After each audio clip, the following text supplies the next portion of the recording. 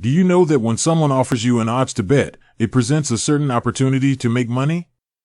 Imagine you're at a boxing match between Manny and Barrera. The person sitting beside you believes Barrera will win due to Manny's injury, so they offer you odds of 2:1 and bet 1,000 pesos on Barrera. To guarantee your earnings in this situation, you need to find another person to bet fairly for Barrera. This is known as hedging.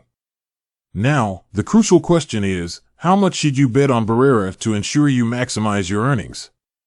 Here's how it's calculated. When given odds of x:1, you need to hedge by betting an amount equal to x plus 1 multiplied by half of the amount bet by the person offering the odds.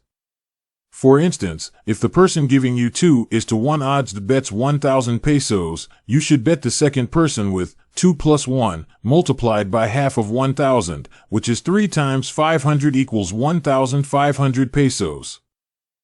So, when Manny wins, you will receive 2,000 pesos from the first person and lose 1,500 pesos to the second person, giving you a net gain of 500 pesos. When Manny loses, you'll pay the first person 1,000 pesos but receive 1,500 pesos from the second person, again resulting in a net gain of 500 pesos.